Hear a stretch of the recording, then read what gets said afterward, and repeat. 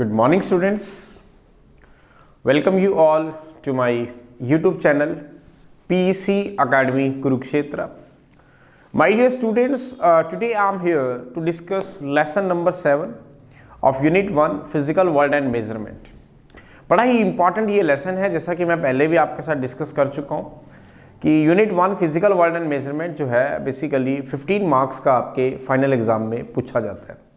बड़ा ही इंपॉर्टेंट है और इसी चीज़ की इंपॉर्टेंस को ध्यान में रखते हुए मैंने इस पूरे यूनिट को 15 लेसन में डिवाइड किया है और 6 लेसन्स मैं ऑलरेडी आपको डिलीवर कर चुका हूँ।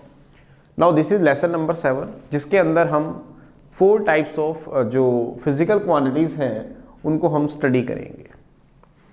My dear student, in lesson number 6 मैंने आपको सिखाया था कि किसी भी फिजिकल क्वांटिटीज़ की डायमेंशंस को कैसे फाइंड आउट किया जाता है, और मैंने आपको बताया था कि इस पे एक क्वेश्चन डेफिनेटली आपका आस्क किया जा सकता है। और in this lesson we will discuss 4 types of physical quantities.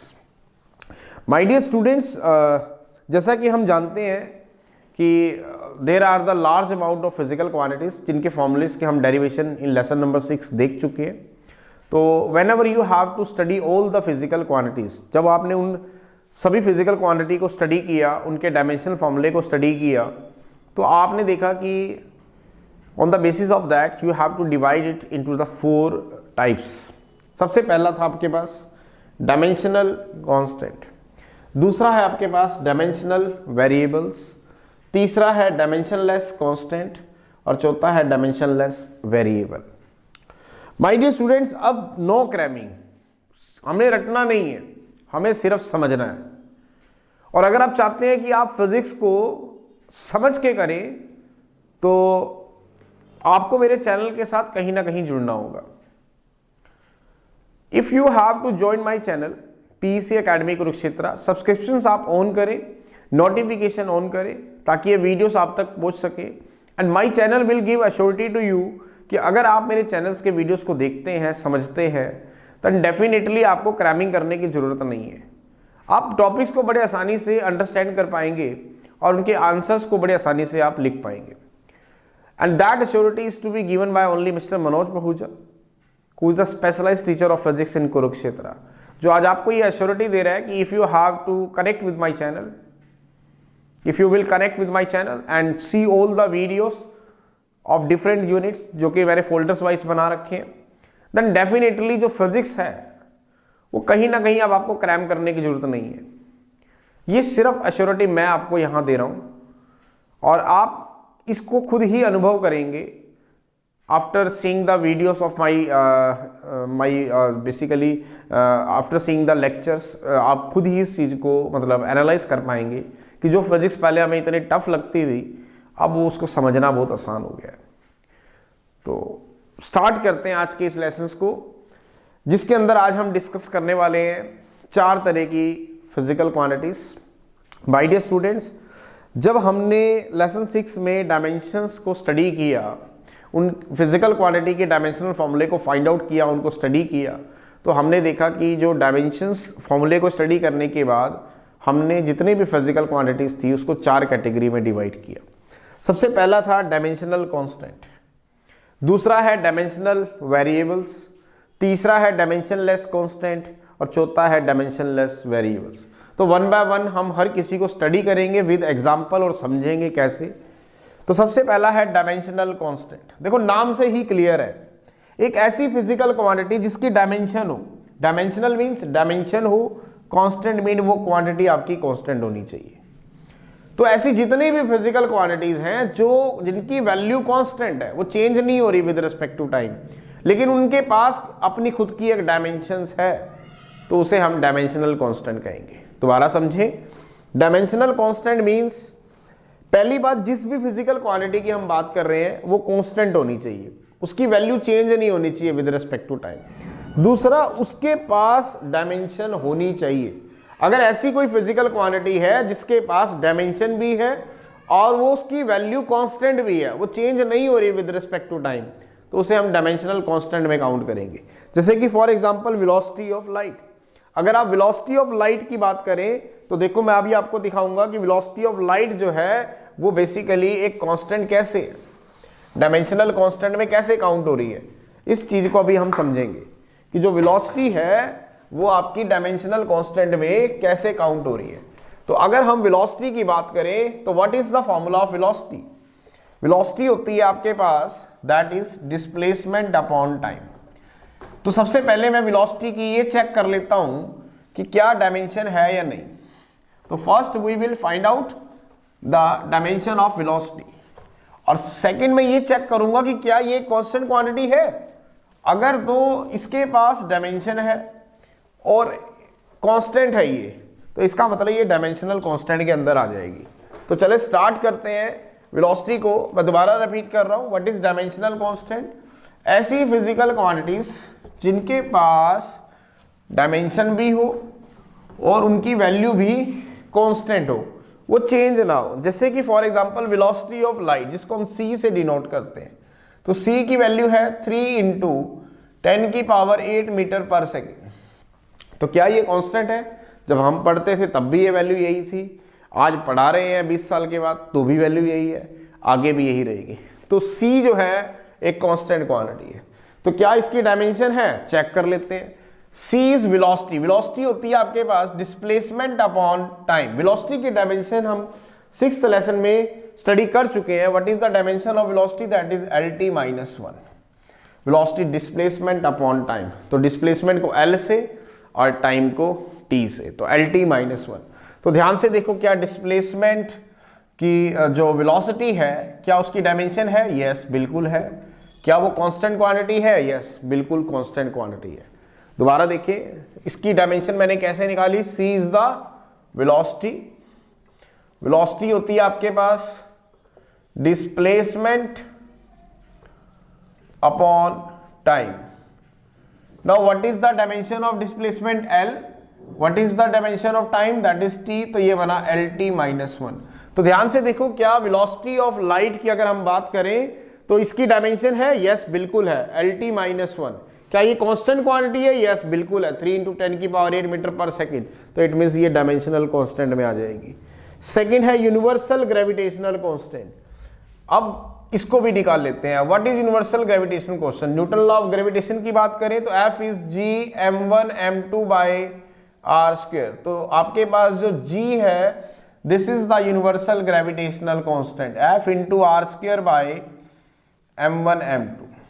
तो चेक करते हैं पहले इसकी डायमेंशन है। यस, फोर्स की डायमेंशन होती है, हम पढ़ चुके हैं, mL(T-2).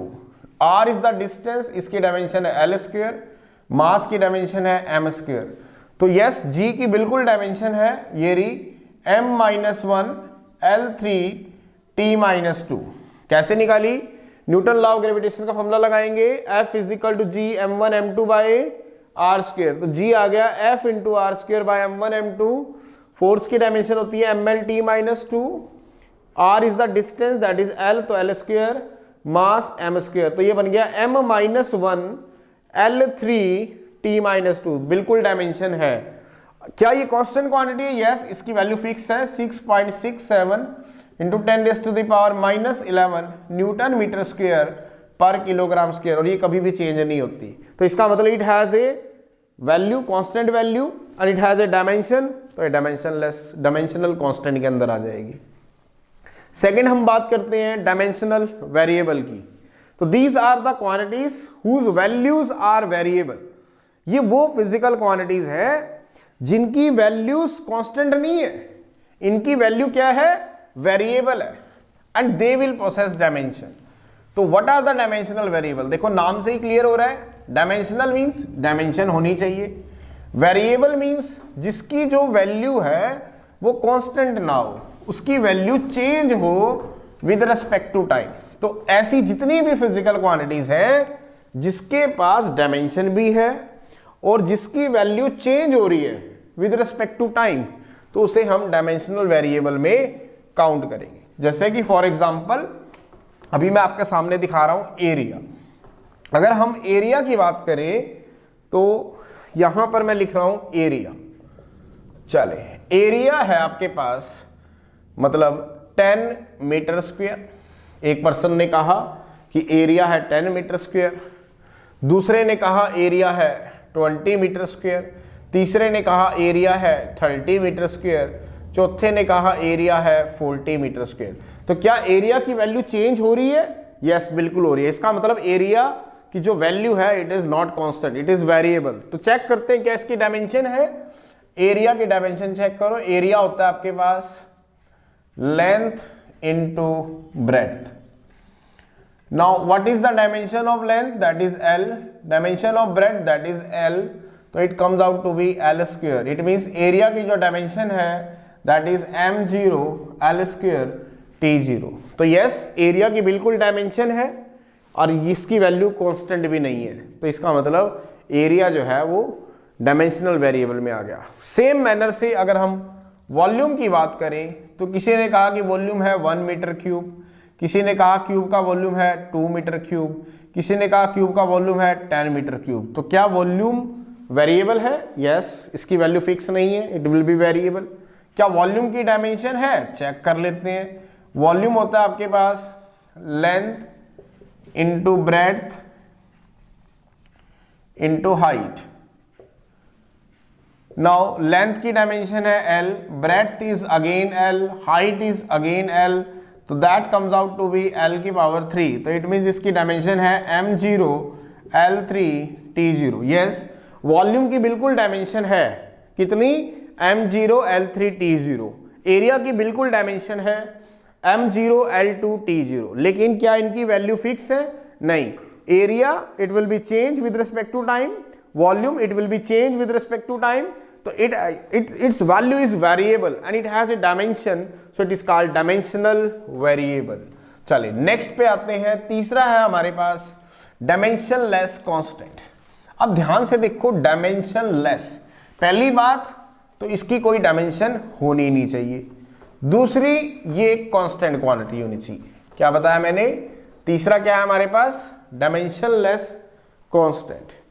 देखो डायमेंशनलेस, डायमेंशनलेस का मतलब है कि इसकी कोई भी डायमेंशन नहीं होनी चाहिए।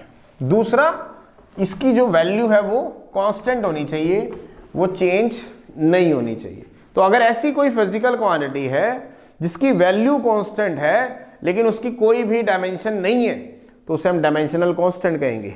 जैसे कि एक नंबर है 1, क्या 1 की कोई डायमेंशन होती है? नहीं, 1 has no dimension but it is constant, तो इट इज डायमेंशनलेस कांस्टेंट। क्या 2 की कोई डायमेंशन होती है? नहीं, 2 is a number and number has no dimensions, तो इसका मतलब 2 कांस्टेंट तो है लेकिन उसकी कोई डायमेंशन नहीं है, तो it is a dimensionless constant. Similar manner से 3 एंड 4। अब आते हैं डायमेंशनलेस वेरिएबल। ऐसी फिजिकल क्वांटिटी, देखो डायमेंशनलेस, पहली बात तो उसमें डायमेंशन होनी नहीं चाहिए। दूसरा वेरिएबल, उसकी वैल्यू फिक्स नहीं होनी चाहिए, वो वेरी करनी चाहिए, उसकी वैल्यू कांस्टेंट नहीं होनी चाहिए। क्या बताया? Dimensionless variable. पहली बात, वो फिजिकल क्वांटिटी डायमेंशनलेस होनी चाहिए। डायमेंशनलेस मींस उसकी कोई भी डायमेंशन ना हो। दूसरा, वो वेरिएबल होनी चाहिए, उसकी वैल्यू चेंज होनी चाहिए विद रिस्पेक्ट टू टाइम, उसकी वैल्यू कांस्टेंट नहीं होनी चाहिए।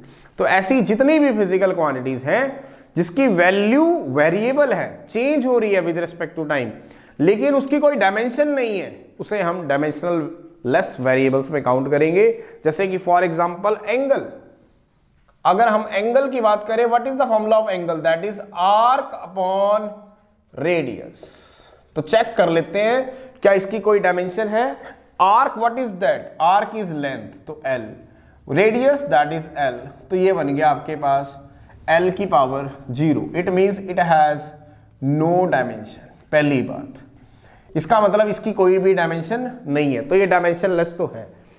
वेरिएबल, एंगल 30 डिग्री का भी हो सकता है, एंगल 40 डिग्री का भी हो सकता है, एंगल 60 डिग्री का भी हो सकता है, एंगल 90 डिग्री का भी हो सकता है, तो उसकी वैल्यू भी फिक्स नहीं है। तो इस means it's value is variable first, second it is dimensionless, तो डायमेंशनलेस वेरिएबल। सेकेंड हम बात करते हैं किसकी? स्ट्रेन की। Now what is strain? That is change in length, formula होता है change in length bye original length. जैसे कि फॉर एग्जांपल मैं आपके पास यहां पे एक रबड़ ले रहा हूं, दिस इज द रबड़ AB, अभी इसकी लेंथ है सपोज 10 सेंटीमीटर, आपने फोर्स अप्लाई करके इसकी लेंथ कर दी मान लेते हैं 15 सेंटीमीटर, तो कितना लेंथ में चेंज आया? That is 5 centimetre. क्या बताया मैंने? स्ट्रेन को समझते हैं। स्ट्रेन होता है change in length bye original length. Suppose आपके पास एक इलास्टिक रबड़ है, उसकी लेंथ है 10 सेंटीमीटर। अब आपने इसके ऊपर एक फोर्स लगाया और इसकी लेंथ को चेंज किया 10 से 15 सेंटीमीटर, तो कितना चेंज आया? 5 सेंटीमीटर का चेंज आया। तो what is change in length? That is again change in length, that is delta L. मान लो ये लेंथ थी आपके पास एल और ये लेंथ थी आपके पास एल प्लस डेल्टा एल। तो what is change in length? That is delta L. तो चेंज इन लेंथ होगी delta L upon original length, that is L.